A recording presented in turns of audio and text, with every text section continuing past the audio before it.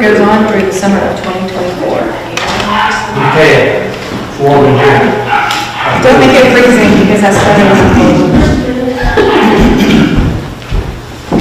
Sound like how?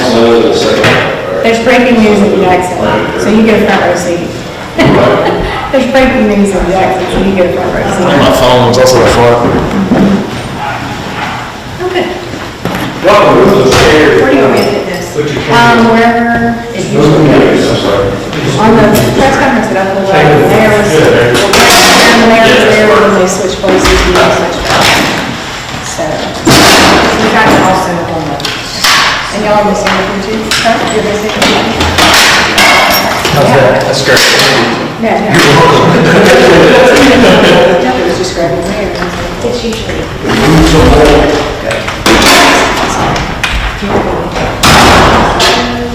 I mean, no, but if somebody asks a question, I can answer to them.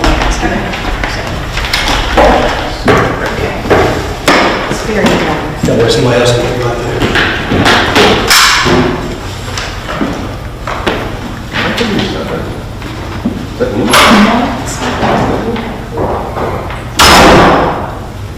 That feels so much better. Yeah. I am just naturally freezing all the time. So like last night, the board meeting. That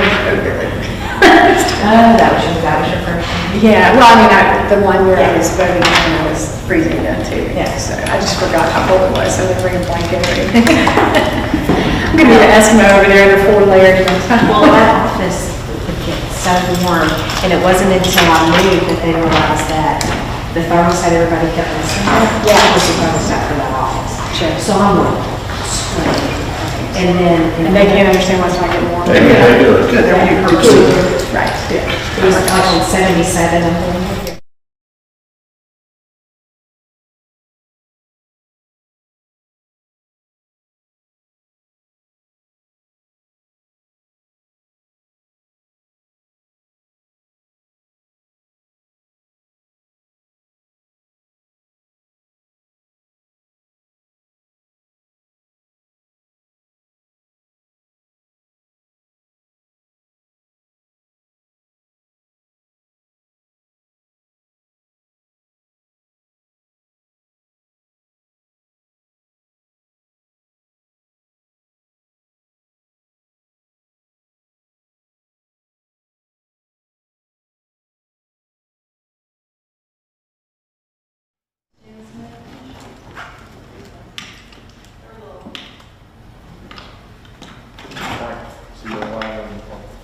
I'm sorry.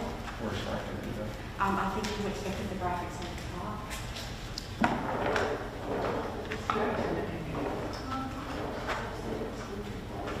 How you doing, Dustin?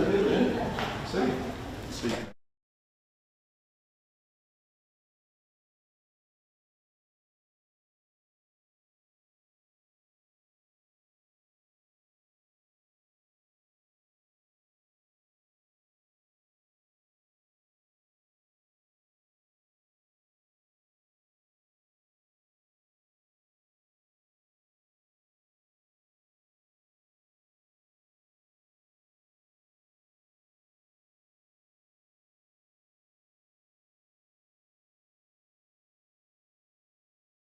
Right. He's up. He's over there. We are, We are live. well, camera's not always gonna be. Hey, I work on Packaway. I just see the countdown there for these guys too. Okay. Are y'all ready? Yes, sir. He's gonna call real quick.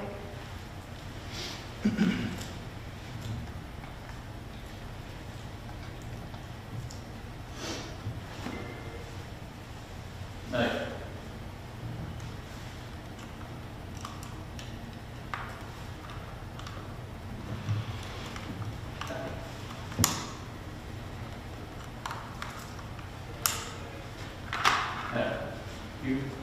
You ready?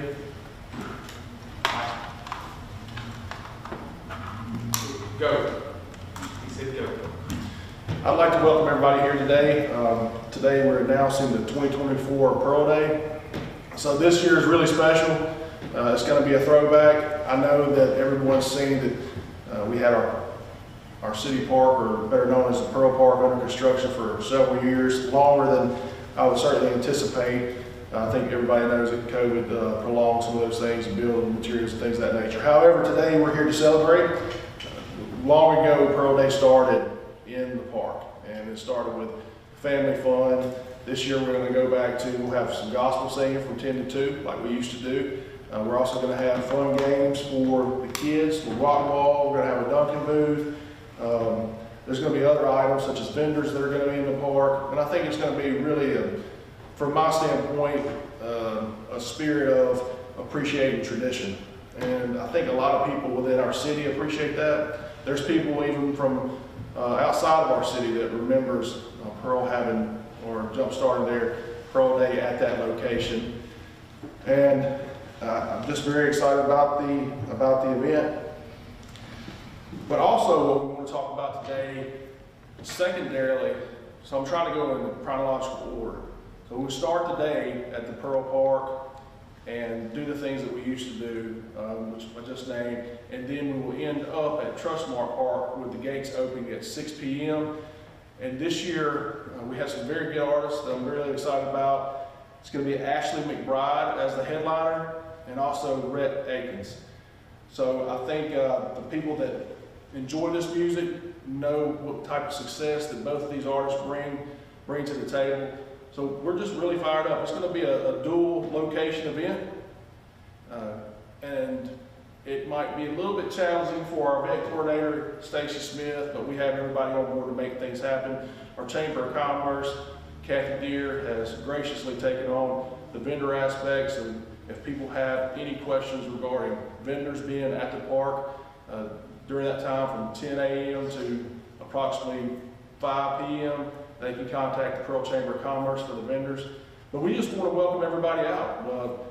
We're nostalgic. We want to bring people out that hadn't been to Pearl Day in a long time, offer things that some people might not be interested in the concert at Trustmark Park, but they're certainly interested in going down to the Pearl Park. With that being said, I'll take any questions that anybody here might want to discuss. Mayor, I just want to ask you about just the prep work that goes into this, and I know you may not be able to discuss dollar figures in terms of how much it takes to make this happen, but I would imagine it's not cheap, but at the same time, it allows you to be able to kind of give back to residents each and every year. It seems like it gets big reaching. Yeah, so it definitely is a logistics situation. When you start talking about basically who we depend on for Pearl Day, we depend on our Public Works Department heavily, Fire Department heavily, our Police Department heavily, and then when it goes back to the park, our Parks and Rec personnel, our golf course personnel, they'll be on site to keep things clean, and then basically run errands to keep things in check. There's some overtime involved when you obviously have an event like that. But what we're trying to do, CJ, is really put this on for our citizens. It's really about a quality of life thing for people remembering the past and how we used to do things in Pearl. I grew up going there. Many people in this room grew up doing those things, and we just want to make sure that we haven't forgotten the tradition of the city.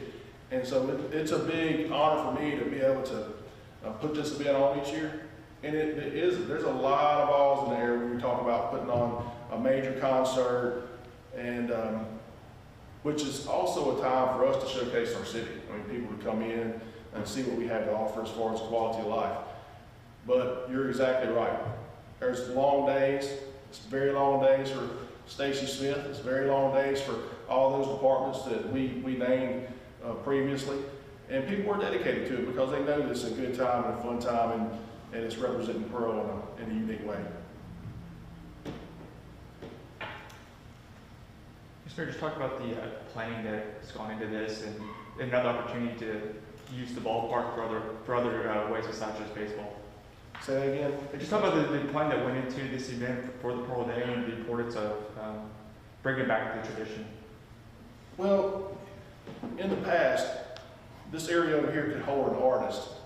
But once we grew the name recognition of the artist, we had to move it over here to Trustmark Park.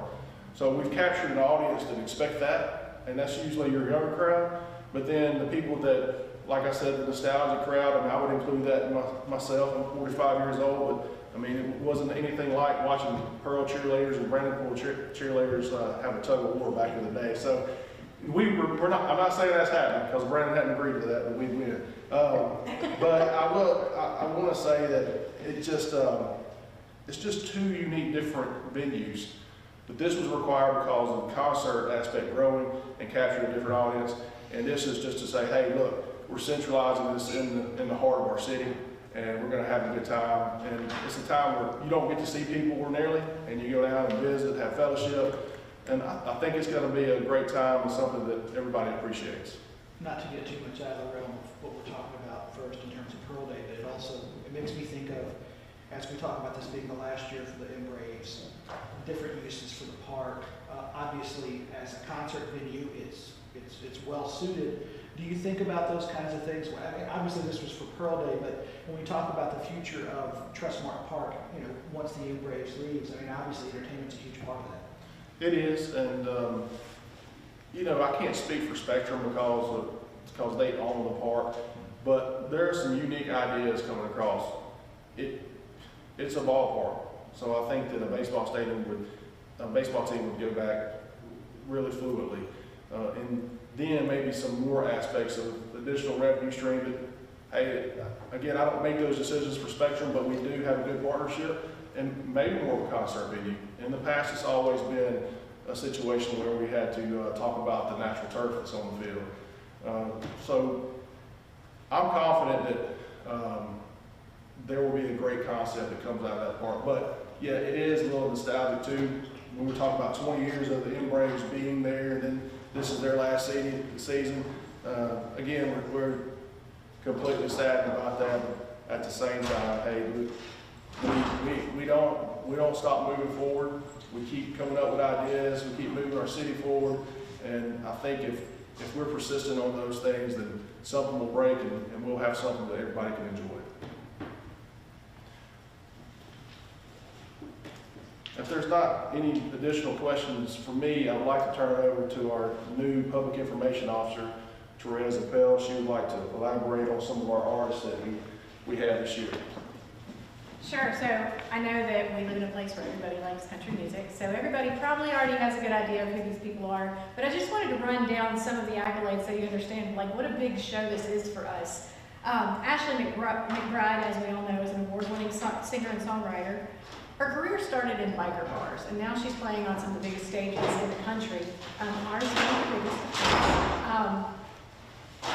Her first album on a major label, that is, was Girl Going Nowhere, and that got her nominated for Best Country Album at the Grammys. She's also been recognized with all kinds of awards, including CMA New Artist of the Year at the 53rd Annual CMA Awards, ACM New Female Artist, and CMT Breakout Artist. She's also received multiple other Grammy nominations, and her latest album, The Devil I Know, is out now, and the tour goes on through summer of 2024.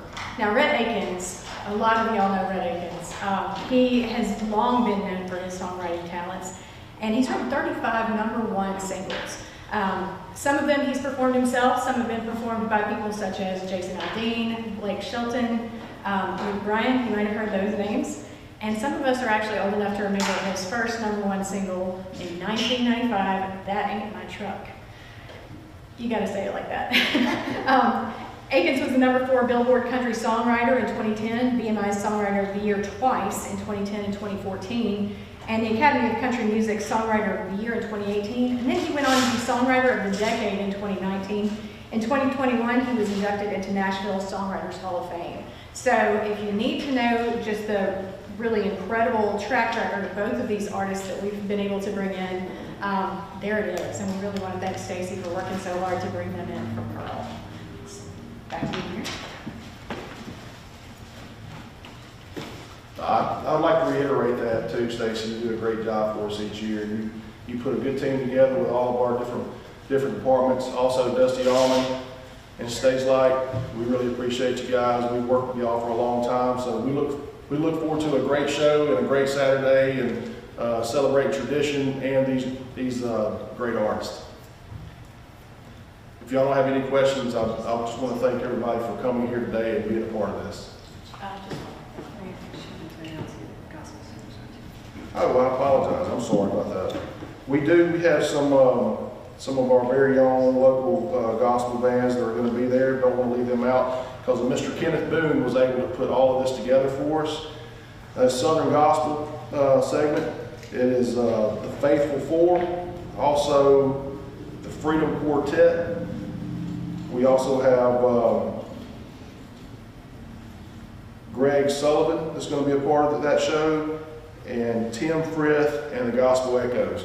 So these gentlemen, these ladies have been singing gospel music for several years, and they're going to put on a great show. That's going to be a good time down at the park. So again, come out, come see us, come celebrate with us. I think you'll have really fun in the city of Pearl.